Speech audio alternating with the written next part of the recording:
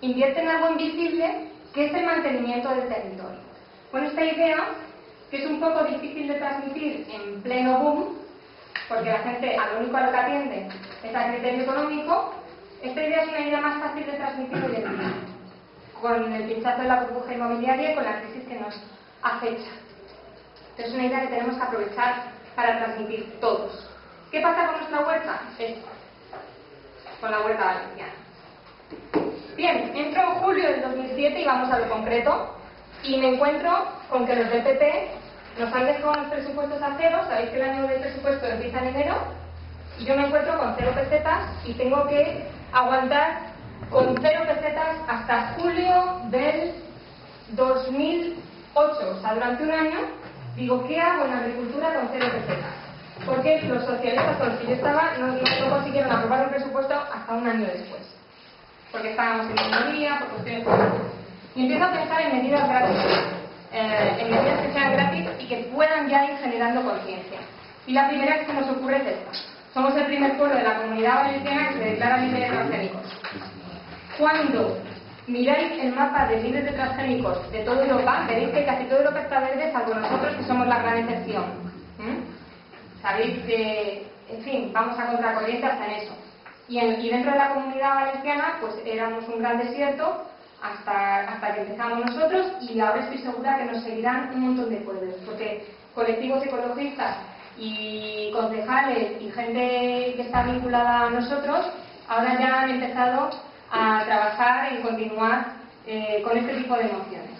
Se consiguió la unanimidad del Pleno y mandé un montón de cartas a todos los pueblos de alrededor que han tardado en hacer efecto, pero ya está. Otra medida gratis y muy fácil de aplicar: el Consejo Local Agrario. Aprobamos un reglamento del Consejo Local Agrario y empecé a reunir a toda la gente que tenía algo que ver con la agricultura en mi pueblo, las comunidades de regantes, las cooperativas agrícolas, los grupos políticos, también están ahí todos, y nos reunimos una vez cada 3 meses a debatir sobre los temas que a ellos les interesa resolver, porque es a ellos a quien hay que escuchar. Entonces, pues estamos solucionando temas desde las quemas de rastrojos, que ahora vamos a comprar una trituradora para evitar las quemas, hasta señalización de la cooperativa, que se perdían los países por el pueblo y había que señalizar la cooperativa. Desde el tema más sencillo hasta el más complicado, ahí tratamos en el Consejo Local Agrario. Y sobre todo, es curioso, ¿no? Porque a mí me chocaba mucho que cuando yo fui a la cooperativa la primera vez, o fui a la reunión de regantes la primera vez, todos venían y me daban las gracias, daba igual lo que hubiera dicho, porque era la primera persona del ayuntamiento que se había acercado nunca a esos sitios, ¿no? Y entonces era como, estos eran tus colegas, ¿no se acercaban?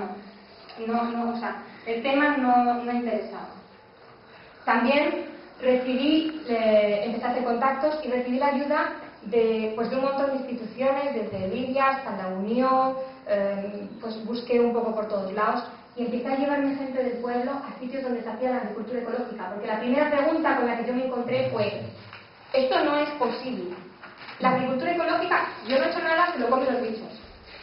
Y yo le decía, es que la agricultura ecológica no es no echar nada. Vamos y lo miras.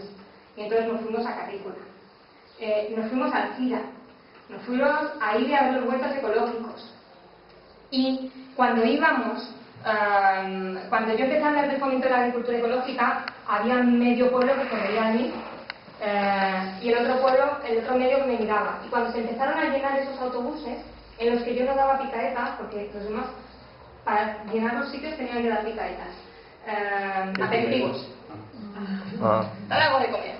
Y yo no daba nada, ¿no? Pero estoy radicalmente en contra de que con dinero público vayas y pagas comilonas a la gente o cosas de esas, ¿no? Te digo que puedas pagar una botella de agua en bocadillo, pero no más. Y empezaron a preocuparse. O sea, lo que yo he notado es como mucha preocupación ante una cosa que era muy inocente, ¿no? Aparentemente. Otra medida gratis que podemos adoptar como concejales, y que fue la primera que adopté al hablar con el presidente del Comité de Agricultura Ecológica de la Comunidad Valenciana. Somos el primer pueblo de la Comunidad Valenciana que subvenciona las cuotas de la agricultura ecológica. Con eso realmente compensamos la injusticia histórica de que por hacer mejor las cosas encima tengas que pagar. por hacerlas mejor. Cada vez que tú quieres hacer agricultura ecológica te obligan a poner ese sellito, y ese sellito tiene toda una serie de gastos alrededor, de inspección, de control, etcétera, y son los que está obligado a pagar el agricultor. Bueno, fue lo primero que me pidió el presidente del comité. Me dice: llevo años hablando con muchísimos pueblos y ninguno lo hace. Digo, pues vamos a hacerlo nosotros. Y fuimos los primeros. Pero no es gratis para vosotros, porque tenéis que pagar. No, claro. Entonces, de mi presupuesto chiquitín dije, una partida para esto. Esto es muy barato, porque yo, como te decía, buscaba medidas baratas. Mosqueros. La consellería, nosotros, bueno, como sabéis, en la Comunidad Valenciana fundamentalmente tenemos cítricos. El aplicar estos mosqueros reduce un 70% la aplicación de productos fitosanitarios. Consellería subvencionaba la carga, pero no el mosquero, con lo cual los agricultores pasaban, en general, de ponerlo. Porque, como os decía, ya tienen bastantes pérdidas, ¿no? Entonces, pues están para hacer cosas suplementarias. Entonces, nosotros lo primero que hicimos fue, de acuerdo con la cooperativa, comprar los mosqueros, y la cooperativa se encarga de ponerlos, de quitarlos para que no se queden en el árbol, no se estropeen, etc. Y vamos en la línea esa, ¿no? De ir echando cada vez menos productos de tipo fitosanitarios, acercándonos más a la agricultura ecológica, digamos, aunque no podíamos en ese momento empezar de una manera tan brutal. Ecoaltea fue nuestro primer golpe de suerte. Metimos un proyecto para pedir dinero a la Fundación Biodiversidad, y la Fundación Biodiversidad nos financió varios proyectos dentro de este único proyecto. Bueno, este único proyecto, una de las cosas que contemplaba era hacer una feria ecológica. Y la organizó la Asociación Vilolama, que es bueno, la presidenta está aquí, justamente en la Universidad de los Verdes, y la organizó, la verdad, tan bien, que vinieron 10.000 personas el primer año. Era un fin de semana con más de 100 actividades. Y eran todas, lo llamamos la feria de las alternativas. Eran todas las alternativas que puedas imaginarte en materia de salud, de bioconstrucción, de banca, de agricultura, por supuesto, de medicina, de educación, todo lo que hay alternativo a lo convencional. Y por supuesto todo lo que hay alternativo a lo convencional normalmente ecológico, ¿no? Por eso se llama Ecoaltea.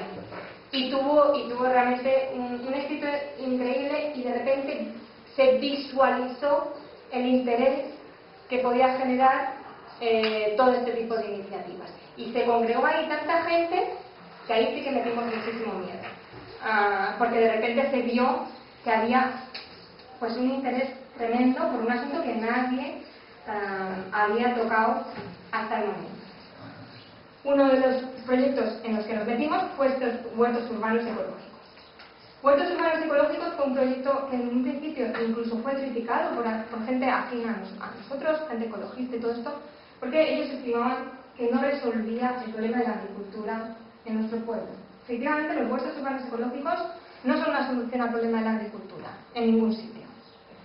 En mi opinión, y después de 3 años con ellos, los huertos urbanos ecológicos son uno de los mejores proyectos que uno puede emprender, pero son otro tipo de proyectos. Es un proyecto de concienciación, de educación, de sensibilización y, sobre todo, de valorización de la agricultura. De repente la gente empieza a valorar el tener un trocito de tierra, y empieza a tener envidia del que lo tiene, y empieza a, no sé, o sea, de alguna forma a darle un valor a algo que no lo tenía hasta el momento. No se valorizaba la agricultura. Entonces, en estas parcelas que teníamos abandonadas, lo que hacemos es generar parcelas de 12 o 13 huertistas, en las que, este es el día de la inauguración, ponemos una balsa de lombricultura al fondo,